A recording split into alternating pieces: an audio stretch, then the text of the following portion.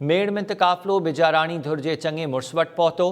कंदकोट जे मुख़्तलिफ़ सियासी समाजी मज़हबी तंज़ीमुनि जा अॻवान वफ़्द जी सूरत में महबूब बिजारानी वटि पहुता। महबूब अली बिजारानी पारां वफ़्द के खूनी तकरार ख़त्म कराइण लाइ सहकार करण जी ख़ातिरी कराई वई आहे।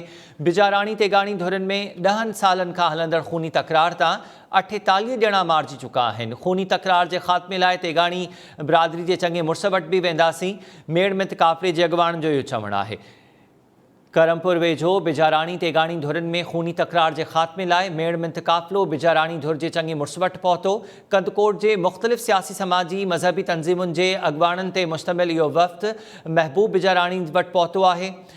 महबूब अली बिजारानी वफ़्द के खूनी तकरार ख़त्म कराइण लाइ सहकार करण जी ख़ातिरी कराई, जॾहिं त बिजारानी ऐं तेगाणी धुरनि में 10 सालनि खां इहो खूनी तकरार हलंदड़ आहे ऐं इन में 48 ॼणा मारिजी चुका आहिनि। अॻवाननि जो चवणु आहे त खूनी तकरार जे ख़ात्मे लाइ हू तेगाणी बिरादरी जे चङे मुड़स वटि बि वेंदा।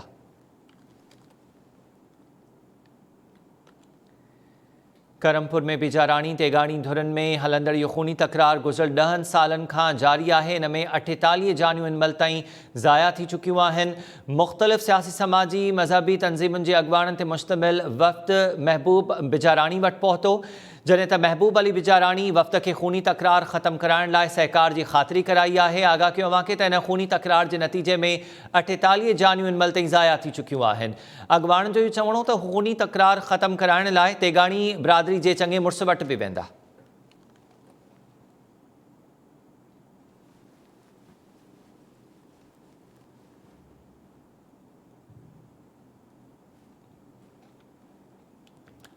आगाह कयूं पिया वांखे त बिजारानी ऐं तेगाणी धुरनि में खूनी तकरार गुज़िरियल 10 वरनि खां हलंदड़ आहे ऐं मुख़्तलिफ़ वक़्तनि में इन तकरार जे नतीजे में 48 ॼणा मारिजी चुका आहिनि। सैफुल्ला बिजारानी का तफ़सील मालूम कयूं था। सैफुल्ला, आगाह कजो तेगाणी ऐं बिजारानी तकरार ख़त्म कराइण जे लाइ मेड़ में काफ़िलो पहुतो आहे बिजारानी धुर वटि।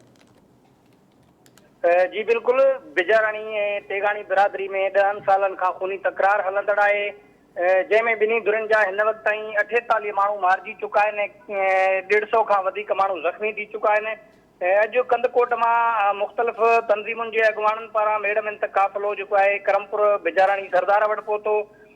मेड़ में काफ़िले में वकील अब्दुल गनी बिजारानी, SUP अॻवान ज़ुरैत बिजारानी, मीर इक़बाल अहमद बिजारानी, मौलवी अब्दुल हफ़ीज़ बिजारानी, JUI अॻवान जमालदीन ओगाई समेत मुख़्तलिफ़ तंज़ीमुनि जे अॻवाननि, वकीलनि ऐं सहाफ़ियुनि जेको आहे मिंथ मेड़ काफ़िले में गॾिजी करे करमपुर बिजारानी सरदार वटि पहुता।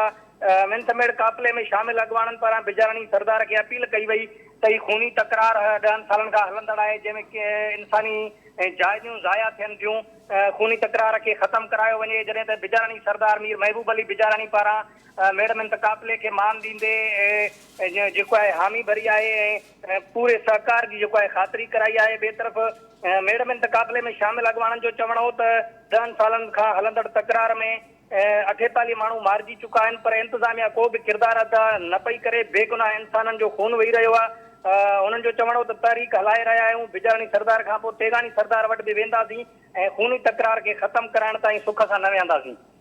सैफुल्ला, महिरबानी तफ़सील ॾियण जे लाइ।